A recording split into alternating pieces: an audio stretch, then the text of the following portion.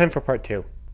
After Ichabod Crane gets over the shock of the Headless Horseman being real, he and the boy go out to find the Headless Horseman. They meet a woman in the woods. She takes them to her house and tells the boy to leave. Then puts chains on her arms, and then we get something out of the Evil Dead movies. She becomes a monster, bad CG and all, and tells Ichabod Crane where to look. He meets up with Catherine Von Tussle, and they find the tree they were looking for. And it's having its time of the month, apparently. No, that's where all the heads have been placed. Then the horseman jumps out of the tree, and it's off to kill. This time it goes after a family of 3. The husband tries to fight him, and dies. Then the mom dies, and the Headless Horseman remembers that he has to kill the son as well, so the horseman grabs the son from where he's hiding. Then he leaves. Then Rico from Starship Troopers comes and tries to fight him. Then Ichabod Crane joins the fight, and I gotta say, the Headless Horseman is kind of a badass. He fights 2 guys and beats them like it's no big deal, rides like a badass, and walks like a badass. And the fact he's played by Christopher Walken helps. So he kills Rico and injures Ichabod Crane. The next day, Ichabod Crane wakes up and he has found out that the horseman is not killing at random, that his victims are being chosen. We also see that Catherine Von Tussle is making a potion for Ichabod Crane. Then Ichabod Crane has another dream about his mom. I will talk about Ichabod Crane's dreams about his mom at the end. So later, Ichabod Crane and the boy are both looking for clues. He goes to one of the houses and finds a seal is broken. It basically says that the Von Tussles get all the land. There, I said that in 2 seconds. This movie has a really over-complex plot about who gets what land and where goes why and who's killing who. It's one of the biggest problems in the film, and I'll get to it at the end. So after that, Ichabod Crane returns to his room where Catherine Von Tussle is waiting for him, and you can tell she knows something and has a pissed off look that says everything. Next, Ichabod Crane sees a spider and starts freaking out, jumping on a chair, and tells the boy to kill it. The spider goes under the bed, and they find a witch's seal. Later, Ichabod Crane hears a noise. He sees someone going outside and follows them. It's Mrs. Von Tussle, and she's having sex while cutting herself. Kinky? So then Ichabod Crane finds out that Catherine Von Tussle took his clues and burned them. She tells Ichabod Crane that her father is not the one calling the horseman, and curses the day Ichabod Crane came to Sleepy Hollow. Next, Mr. Von Tussle is in the kitchen with his wife and tells Ichabod Crane that the town is going to have a meeting about Ichabod Crane, and that Ichabod Crane should leave town. The next scene, we see Mrs. Von Tussle picking flowers, and Mr. Von Tussle tells her to hurry up. Then we see the Headless Horseman. Mr. Von Tussle runs to the church and tells his daughter that her stepmother is dead. They all go into the church, and the horseman cannot enter. Chaos is all over the church, and then the horseman ties a piece of wood to a rope. The piece of wood goes through Mr. Von Tussle, and he flies out the window and gets his head chopped off. This horseman is badass. After that, we see Catherine Von Tussle was casting the spell in the church. So the next day, Ichabod Crane is about to leave when the boy says it couldn't have been her. Ichabod Crane says it was, but they will never speak of what happened here. So while he's leaving, he sees the body of Mrs. Von Tussle and thinks something is up. He looks at the book Catherine Von Tussle gave him, and the spell she put in his room was for protection. So he realizes something is up and tells the driver to turn around.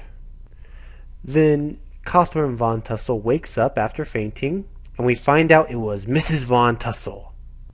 Mrs. Von Tussle explains the over-complexing plot and how she gave herself to Satan. The horseman returns, as does Ichabod Crane. We have a chase scene, a windmill burning, and then the horseman gets his head back. Takes Mrs. Von Tussle to hell with him, not before French kissing her first. Ichabod Crane, Catherine Von Tussle, and the boy all go to New York. Now it's time for the conclusion. Sleepy Hollow is a fun horror movie. The reason why this movie is good is because of the cast. Johnny Depp did a great job in the movie. He had a lot of energy, and he had a great on-screen presence. The rest of the cast does its parts nicely as well. But the one who steals the show is the Headless Horseman.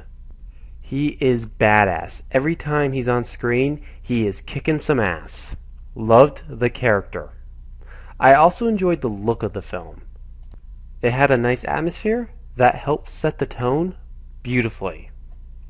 I also liked Ichabod Crane's development. Remember the dreams he had? Well, they were about his past.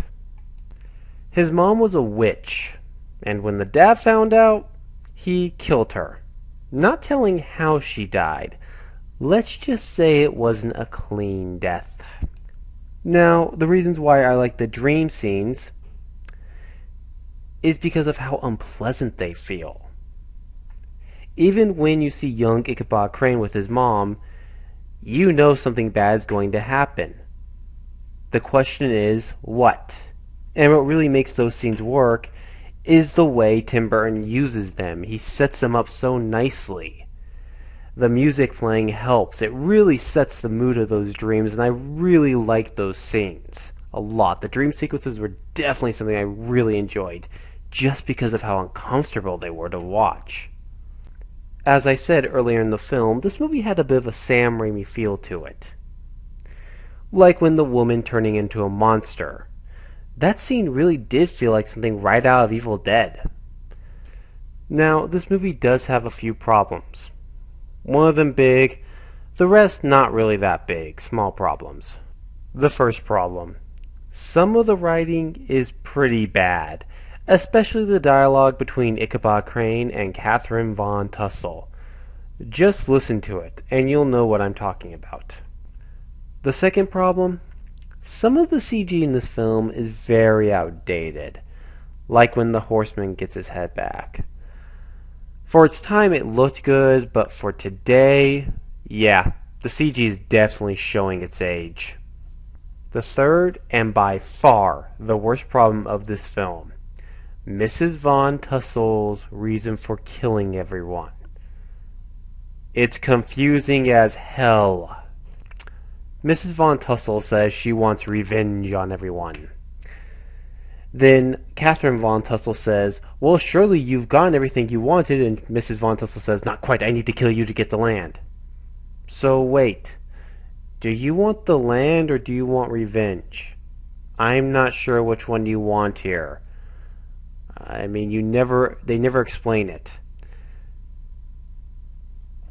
In fact, the whole story about who gets the land and what goes where is so overly complex, it's just not necessary for this film. I don't know why they added it in there when a revenge plot would have been much better than, oh, there's all these over complex stories of who gets what and what goes where. It's not necessary for this film. Burton, you don't need to do that. If this had been a story of revenge, it would have been just fine. Burton, when you see Johnny Depp wearing glasses like that, and with a lot of the humor of this film, and clearly the fact that this film is not taking itself all that seriously for the most part, do you really need an overly complex story? Think about that. Sleepy Hollow is not Tim Burton's worst film.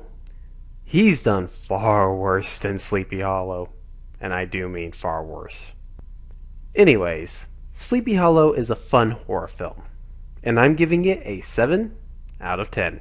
And this is Ash saying so long, and good night, and happy Halloween, everyone.